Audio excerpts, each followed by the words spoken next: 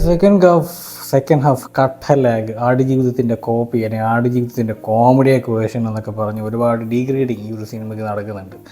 Yes, Malayali from India ഞാനും കണ്ടു. And my opinion എനിക്ക് അങ്ങനെയൊന്നും ഫീൽ ചെയ്തില്ല.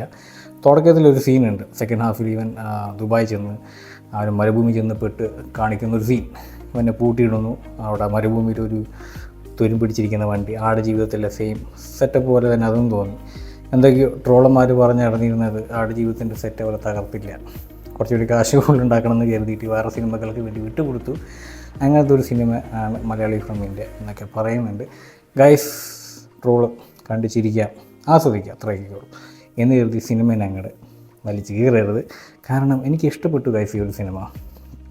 വർഷങ്ങൾക്ക് ശേഷം എന്ന സിനിമയിലെ നിവിൻ പോളിയുടെ ക്യാരക്ടറിനേക്കാണ് അതിഗംഭീരമൊന്നുമല്ല, പക്ഷേ ഈ ഒരു സിനിമയിൽ full time screen presence Nivin Pauly കൊടുത്തിട്ടുണ്ട്. ആൻഡ് പഴയ സിനിമകളെ പോലെ ആ ബോഡി ഷെയ്മിങ്ങിനെ പോലുള്ള ആ ഒരു ബോഡി കക്ഷി ഈ ഒരു സിനിമയിലില്ല. ഷീ ഈസ് ലൈക്ക് ഗുഡ്, കൊള്ളാം.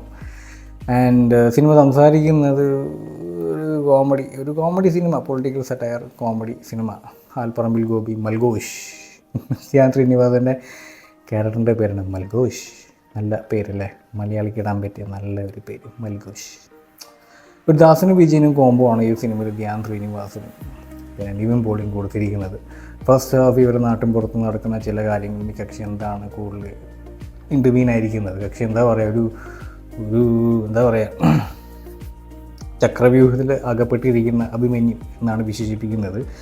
കാരണം ഞാൻ പറമ്പിൽ ഗോപി മൽഘോഷും കൂടി ഒത്തുചേർന്ന് ഇവർ എന്തെങ്കിലുമൊക്കെ ഇടാൻ കൂടെ ഒപ്പിച്ചുകൊണ്ടിരിക്കും. പറയാം, എങ്കിൽ കക്ഷിയുടെ അമ്മയ്ക്ക് ആണെങ്കിൽ ഭയങ്കര നിരാശയായിട്ട് ഇങ്ങനെ ഡെസ്പ് അടിച്ചിരിക്കുകയാണ്. ഇവൻ എന്തെങ്കിലുമൊക്കെ ചെയ്താൽ അതൊക്കെ തകർത്ത്. ഒരു ലേസി ഫെല്ലുമാണ് ആൽപ്പറമ്പിൽ ഗോപി, കൂടെയുള്ള ഈ വിജയനായിട്ട് വരുന്ന മൽഘോഷ്. സോ ഇവർ ചെയ്യുന്ന ഒരു ആക്ട് അത് ഇത്തിരി ഔട്ട് ഓഫ് ദി സർക്കിൾസ് പൺ ചെയ്ത് പോവുകയാണ്. ഔട്ട് ഓഫ് ദി സർക്കിൾസ് പൺ ഞാൻ ഉണ്ടാക്കിയതാണ്. സോ അതെന്താണെന്ന് വെച്ച് കഴിഞ്ഞാൽ, ഇന്ത്യ പാകിസ്ഥാൻ മാച്ച് നടക്കുമ്പോൾ ചെറിയൊരു മിസ് ഇൻ്റർപ്രിട്ടേഷൻ നടക്കുന്നു. ഇന്ത്യ തോൽക്കുന്നു, പക്ഷേ പുറത്ത് നടക്കുന്ന ഒരു വെടിക്കെട്ട് ഇവർ കാണുമ്പോൾ ഇവർ വിചാരിക്കുന്നു അവർ പാകിസ്ഥാൻ ജയിച്ചതുകൊണ്ട് കത്തിച്ചാണ്, ആ ഒരു പടക്കം പൊട്ടിച്ചാണെന്ന് കരുതിയിട്ട് മൽഘോഷ് ഗോപിനെ കൂട്ടിക്കൊണ്ടുപോയി ഒരു പെട്രോൾ ബോംബ് എടുത്ത് അവരുടെ വീട്ടിലേക്ക് എറിയുന്നു. ആരൊക്കെ മരിക്കുന്നതെന്ന് തോന്നണം. സോ അതിൻ്റെ പുറത്തൊരു മതപരമായിട്ട് കുറച്ച് ക്ലാഷ് ആ ക്ലാഷ് വരുമ്പോഴാണ് നമ്മുടെ ഷൈൻ ടോം ചാക്കോ കളക്ടറായിട്ട് വരുന്നത്. അത് നല്ല അടിപൊളി സീനായിട്ടുണ്ട് ഗൈസ്. അടിപൊളി ആൾ എന്താ പറയുക, ചെറിയൊരു റോൾ അല്ലെങ്കിൽ കൂടി കക്ഷി ആ ഒരു റൂമിലേക്ക് രണ്ടുപേരെ വിളിച്ചു വരുത്തി ഉപദേശിക്കുന്ന ഒരു സീൻ അടിപൊളി. പിന്നെ സലീം കുമാറിൻ്റെ സീനാണ്. ഒരു പ്രസംഗം നടക്കുമ്പോൾ വേദിയിൽ സദസ്സിൽ നിന്നിട്ട് കക്ഷി ആ ഒരു പ്രാസംഗികനോട് ചോദിക്കുന്നുണ്ട്, ബലിയേടാവാൻ നിങ്ങളുടെ മക്കളൊക്കെ എവിടെ, കാനഡയിൽ UK നിങ്ങളുടെ മക്കൾ എന്തുകൊണ്ട് വന്നില്ല എന്നൊരു ചോദ്യം ചോദിക്കുന്നുണ്ട്. അതൊക്കെ നല്ല ഹാർട്ട് ഫീലിംഗ് ആയിട്ടുള്ള അസല് ഡയലോഗുകളാണ്. Now the main point of the cinema is the second half. ഈ കക്ഷി ആടുജീവിതം ജീവിക്കാൻ വേണ്ടി ദുബായിക്ക് പോകുന്ന സീൻ. അതിന് മെയിൻ റീസൺ ഈ കക്ഷി ആൽപ്പറമ്പിൽ ഗോപി ദുബായിക്ക് ഒരു ഒളിവിന് വേണ്ടി പോകുമ്പോൾ അവിടെ കോവിഡ് പുറപ്പെടുന്നുണ്ട്, കോവിഡ് പൊട്ടി പുറപ്പെടുന്നു. സോ ആർക്ക് ഉദ്ദേശിച്ച ജോലി കിട്ടുന്നില്ല. സോ പക്ഷേ ജീവിച്ച് പോയേ പറ്റൂ, നിന്നെ പോയേ പറ്റത്തുള്ളൂ. സോ കക്ഷിനെ ഒരു വിജൃംഭിച്ച് കിടക്കുന്ന മരുഭൂമിന് നടുവിൽ ഒരു ഫാം ലാൻഡിൽ കൊണ്ടുപോയിടുകയാണ്. ഫാം ലാൻഡിൽ വിജയിച്ചിട്ട് പച്ചപ്പുള്ളൊന്നുമല്ല, കുറച്ച് ആടുകളും കുറച്ച് ഒട്ടകങ്ങളും പിന്നെ കുറച്ച് പച്ചക്കറി എന്തൊക്കെയോ ചെയ്യുന്നുണ്ട് അവർ. അവിടെ സാഹിബ് എന്ന് പറയുന്ന പാകിസ്ഥാനിയുണ്ട്. അവർ തമ്മിലുണ്ടാകുന്ന കോമഡി സീൻസും പിന്നെ അവർ തമ്മിലുള്ള ബോണ്ടിങ്ങും പിന്നെ സാഹിബിന് വേണ്ടി റാവൽപിണ്ടിയിൽ ആൽപ്പറമ്പിൽ ഗോപി പോകുന്നതൊക്കെ നല്ല ഇൻസ്പിറേഷനായിട്ട് എടുത്തിട്ടുണ്ട്. ക്ലൈമാക്സിൽ മലാല യൂസഫ് ആ കക്ഷിനെ പറ്റി ഒരു റെഫറൻസ് കൊടുത്തിട്ടാണ് സിനിമ അവസാനിക്കുന്നത്. എക്സാക്ട് കോപ്പി UN ആ കക്ഷി പറയുന്ന ആ ഒരു സ്പീച്ചൊക്കെ നല്ല അടിപൊളി, കൊള്ളാം, ഇഷ്ടപ്പെട്ടു. കണ്ടിരിക്കാനുള്ളതൊക്കെ ഉണ്ട്. ചിലരൊക്കെ പറഞ്ഞത് സെക്കൻഡ് ഹാഫ് കണ്ടപ്പോഴേക്ക് ഉറക്കം വന്ന് മരിച്ചു ഒക്കെയാണ് പറയുന്നത്. ബട്ട് എനിക്കങ്ങനെ ഫീൽ ചെയ്തില്ല.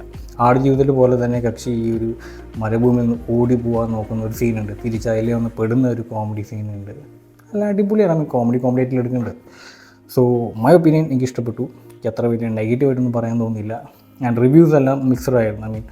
എല്ലാവരും കോൺസെൻട്രേറ്റ് ചെയ്യുന്നത് സെക്കൻഡ് ഹാഫിലേക്കായിരുന്നു, കംപ്ലയിൻറ്റ് ചെയ്യുന്നത് സെക്കൻഡ് ഹാഫിലേക്കായിരുന്നു. ബട്ട് ഐ ഡോണ്ട് നോ, ഓരോരുത്തർക്ക് ഓരോ ഒപ്പീനിയൻസ് ഉണ്ട്, ചിലപ്പോൾ അതുകൊണ്ടായിരിക്കാം.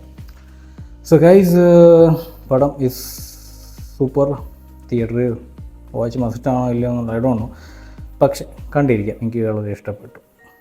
ഒരു കോമ്പറ്റീറ്റർ അല്ല ഇപ്പോൾ ഇറങ്ങിയ സിനിമയായിട്ടുള്ള, പക്ഷേ കണ്ടിരിക്കാം. നിവിൻ പോളിയുടെ അടുത്തൊരു സിനിമ 2023 ഇറങ്ങേണ്ട സിനിമയായിരുന്നു. Due to some reason the extend എല്ലാം ഓക്കെ ആയിരുന്നു, പ്രൊഡക്ഷൻ എല്ലാം സെറ്റപ്പ് ആക്കി. ബട്ട് ഫോർ സം റീസൺസ് അവർ ഡിസംബർ 2023 ഇറക്കിയില്ല, മെയ്യിലേക്ക് ഷിഫ്റ്റ് ചെയ്തിട്ട്. ഐ ഡോണ്ട് നോ വൈ, കാരണം വ്യക്തമായിട്ട് പറഞ്ഞിട്ടില്ല. പിന്നെ ഇഷ്ടപ്പെട്ട ഒരു സീന് ഇതിൽ ഞാൻ പറയാൻ വിട്ടുപോയത്, ഈ സാഹിബിനോട് ചോദിക്കുന്നുണ്ട് എവിടുന്ന യു ആർ ഫ്രോം വെയർ എന്ന് ചോദിക്കുമ്പോൾ അവൻ പറഞ്ഞു ഐ എം ഫ്രോം പഞ്ചാബ് എന്ന് പറയുന്നുണ്ട്. ഓ ഇന്ത്യക്കാരനാണല്ലേ എന്ന് ചോദിക്കുമ്പോൾ no I am from Pakistan എന്ന് പറയുന്നത്. ഈ ഒരു സംശയം എനിക്ക് ഉണ്ടായിരുന്നു, കാരണം എൻ്റെ എംപ്ലോയറും പഞ്ചാബിൽ നിന്നായിരുന്നു. പക്ഷേ എവിടെയാണെന്ന് ചോദിച്ചപ്പോൾ പാകിസ്ഥാൻ. അപ്പോഴാണ് നമ്മൾ അറിയുന്നത് പഞ്ചാബിന് 2 വശങ്ങളുണ്ട്, കാരണം ഇന്ത്യ പഞ്ചാബ് പിന്നെ പാകിസ്ഥാൻ പഞ്ചാബ്. സോ അതും ഈ സിനിമയിൽ കാണിച്ചിട്ടൊക്കെ ഉണ്ട്. എന്തോ അതൊക്കെ രംഗം കണ്ടപ്പോൾ എനിക്ക് ഇതാണ് ഓർമ്മ വന്നത്. So guys, I am sure you will be enjoying this movie. Reviewers പറയുന്നത് അവർ പേഴ്സണൽ ഒപ്പീനിയൻ പറയുന്നത്, എൻ്റെ personal opinion. But still I would recommend you guys to watch this movie in the theatres. So ഇതിന് ശേഷം വന്ന ഒരു സിനിമയാണ് ഇപ്പോൾ Nadar Tovino Thomas and Sabin star ചെയ്യുന്നത്. അതിൻ്റെ റിവ്യൂമായിട്ട് ഞാൻ വരാം. അതുവരേക്കും do keep enjoying this watch movie and do like this video guys. Stay tuned for more. Catch you guys next movie review.